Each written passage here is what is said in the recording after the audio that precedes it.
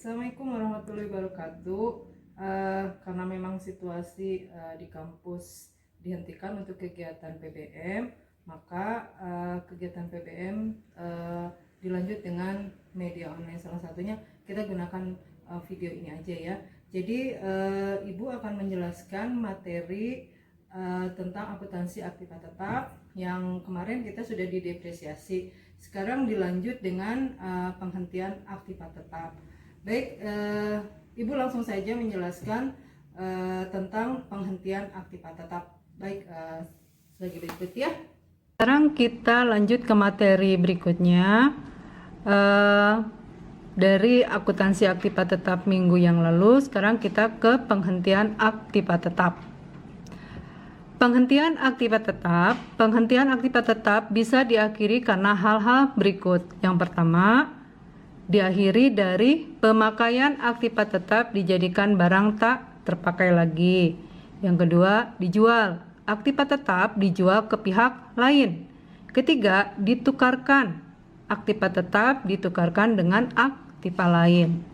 Nah, sekarang Ibu jelaskan yang pertama dulu, yaitu tentang penghentian pemakaian aktiva tetap. Contoh, CP Citarum menghentikan pemakaian printer komputer yang memiliki harga perolehan 3.200.000.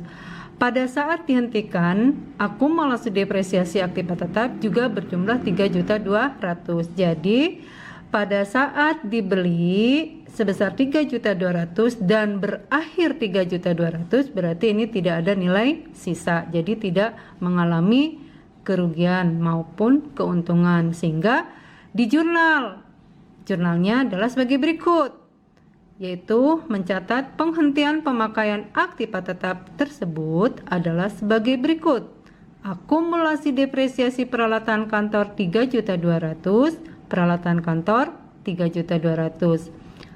Apabila aktiva tetap dihentikan dari pemakaian sebelum aktiva tersebut didepresiasi penuh dan aktiva bekas tersebut tidak laku dijual, maka perusahaan akan mengalami kerugian. Artinya, kalau misalnya dibeli peralatan sebesar harga perolehannya dan begitu didepresiasi belum sampai sebesar harga perolehannya dan ternyata barang itu tidak laku dijual, maka perusahaan akan mengalami kerugian. Nah, ini contohnya. PT Raung menghentikan pemakaian sebuah mesin yang memiliki harga perolehan 18 juta. Pada saat dihentikan, mesin tersebut telah didepresiasi 14 juta. Jurnalnya, akumulasi depresiasi mesin 14 juta, rugi penghentian aktiva tetap 4 juta, dan mesin 18 juta. Jadi, rugi itu di debit. Karena di sini harga perolehannya 18 juta dan belum sampai didepresiasinya tidak sebesar harga perolehannya, malah di bawah harga perolehannya, sehingga perusahaan atau dalam hal ini PT Raung mengalami kerugian.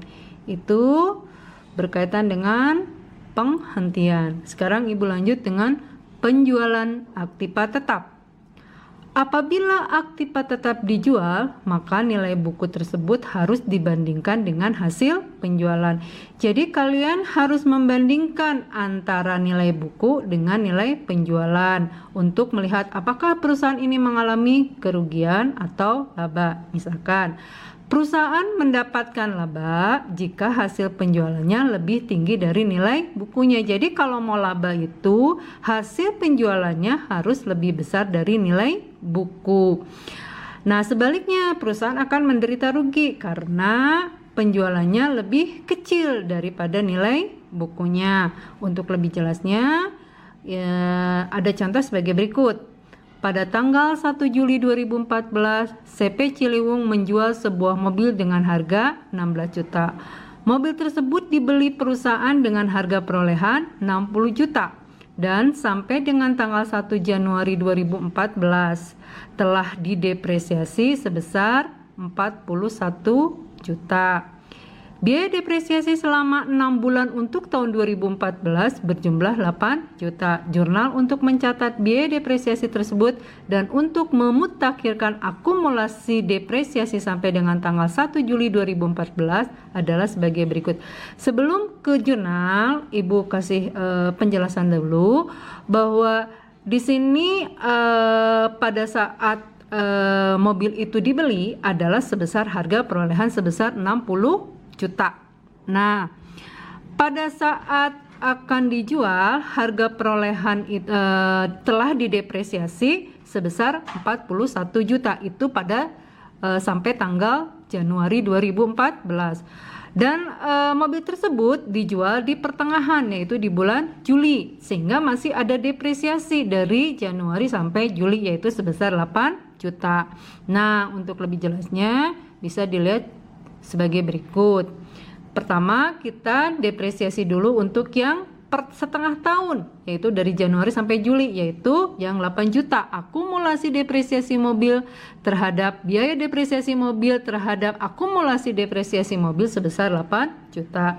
Setelah saldo akumulasi depresiasi dimutakhirkan, maka laba atau rugi penjualan dapat dihitung sebagai berikut. Jadi untuk yang menghitung ini adalah menghitung biaya depresiasi. Baru sekarang kita menghitung setelah adanya pemutakhiran karena mobil tersebut dijual. Yang pertama adalah harga perolehan sebesar 60 juta dikurangi akumulasi depresiasi yang tadi ada depresiasi sebesar 41 juta ditambah dengan yang dalam setengah tahun 8 juta, sehingga secara keseluruhan akumulasi depresiasi itu adalah 49 juta. Jadi nilai buku pada tanggal penjualan adalah 11 juta. Nah, tadi mobil tersebut dijual sebesar 16 juta sehingga perusahaan akan mengalami keuntungan atau laba penjualan sebesar 5 juta karena hasil penjualannya lebih tinggi dari nilai bukunya. Jurnalnya kas 16 juta karena mobil tersebut dijual sehingga mengalami keuntungan menambah sebesar, maksud saya menambah sebesar 16 juta dalam hal ini kas. Kemudian ada akumulasi depresiasi sebesar 49 juta di debit dan mobilnya harga perolehannya 60 juta di kredit, dan dalam hal ini laba di kredit sebesar 5 juta sehingga totalnya dari masing-masing jurnal baik debit atau kredit adalah sebesar 65 juta. Baik, sekarang kalau mengalami kerugian atas penjualan aktiva tetap itu bagaimana? Untuk berikutnya Ibu kasih contoh. Misalkan CP Ciliwung menjual mobil dengan harga 9 juta. Dengan hal tersebut perusahaan menderita rugi sebesar 2 juta. Kenapa? Karena harga perolehannya di mana tadi 60 juta dikurangi akumulasi depresiasinya 41 juta ditambah 8 juta adalah 49 juta, 11 juta nilai bukunya. Hasil penjualannya ini ternyata lebih kecil dibanding yang tadi, kan penjualannya 16 juta. Kalau ini hasil penjualannya justru lebih kecil sehingga mengalami kerugian. Sehingga jurnalnya adalah kas 9 juta hasil penjualan, kemudian akumulasi depresiasi 49 juta, rugi itu di debit. Nah, sebesar berapa? Sebesar 2 juta. Mobilnya 60 juta sehingga jurnalnya adalah sebagai berikut. Baik, sekarang Ibu lanjut ke pertukaran. Nah, pertukaran aset tetap sering terjadi dalam praktik karena perusahaan ingin menyempurnakan asetnya agar dapat bersaing dengan perusahaan lain. Pada umumnya, perusahaan mengakui keuntungan atau kerugian yang timbul dalam transaksi pertukaran aset tetap. Alasan untuk mengakui keuntungan atau kerugian ini adalah karena kebanyakan transaksi pertukaran aset tetap memiliki substansi komersial. Suatu pertukaran dikatakan memiliki substansi komersial apabila arus kas di masa datang berubah secara signifikan sebagai akibat pertukaran tersebut. Artinya, dengan adanya pertukaran tersebut, ini adalah diharapkan perusahaan dapat menyempurnakan asetnya sehingga dapat bersaing dengan perusahaan lain. Dan dengan adanya pertukaran ini diharapkan adanya perubahan terhadap perusahaan itu di masa yang akan datang.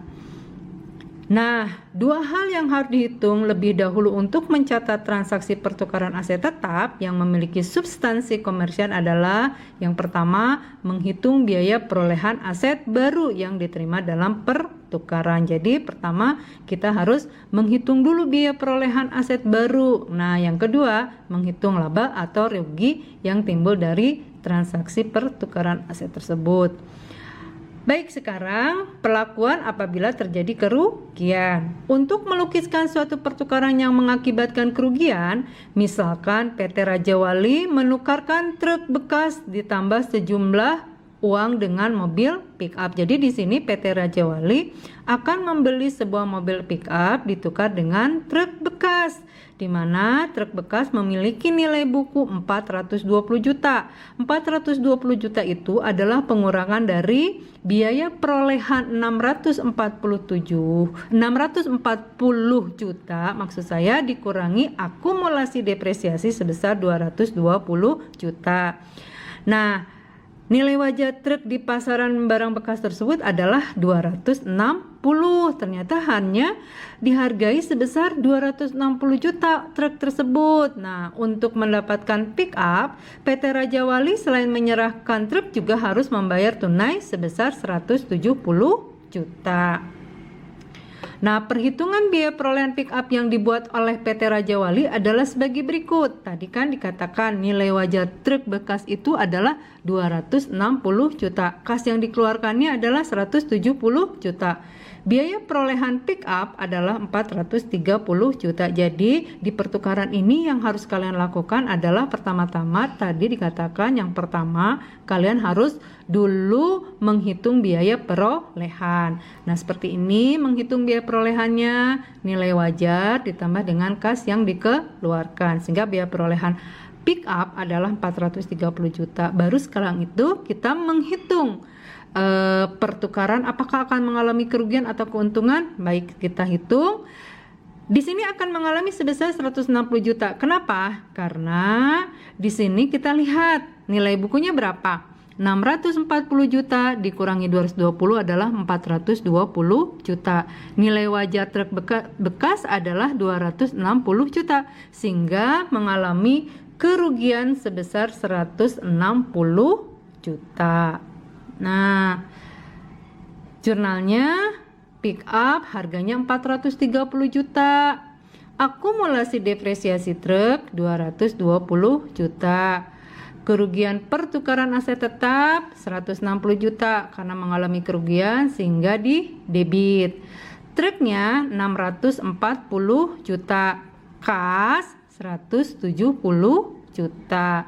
Jadi jurnalnya sebagai berikut seperti ini. Nah, kemudian perlakuan apabila diperoleh keuntungan bagaimana? Nah, misalkan PT Kencana memutuskan untuk menukarkan mobil lama ditambah kas sebesar 30 juta dengan mobil baru.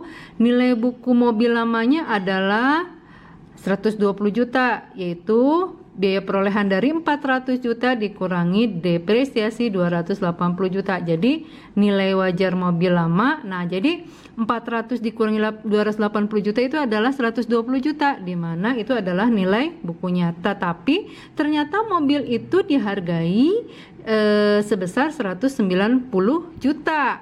Nah, jadi di sini nilai wajar sama nilai bukunya masih lebih besar nilai wajar sehingga perusahaan mengalami keuntungan. Nah, nilai wajar kita sebelumnya harus menghitung dulu biaya perolehan. Nilai wajar mobil lamanya adalah 190 ditambah kasnya 30 juta. Biaya perolehan mobil barunya adalah 220 juta. Nah, sekarang kita menghitung keuntungan. Keuntungan ini terjadi karena nilai wajarnya lebih tinggi dari nilai bukunya. Nah, jadi sehingga kita lihat nilai wajar mobil lamanya atau penjualannya kalau tadi di penjualan. Nah, kalau di pertukaran ini nilai wajar, sehingga nilai wajar yang lebih tinggi ini dari nilai bukunya akan mengalami keuntungan. Nah, jurnalnya mobil baru 220 juta. 220 juta itu adalah kita sudah menghitung biaya perolehan.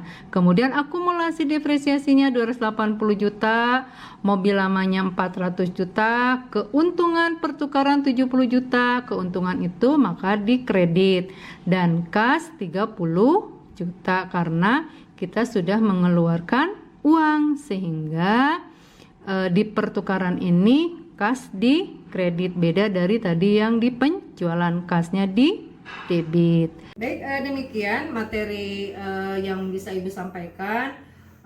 Barangkali agak-agak sedikit bingung, tapi mudah-mudahan kalian bisa dipahami karena memang situasinya seperti ini. Jadi Ibu harapkan dipelajari dulu.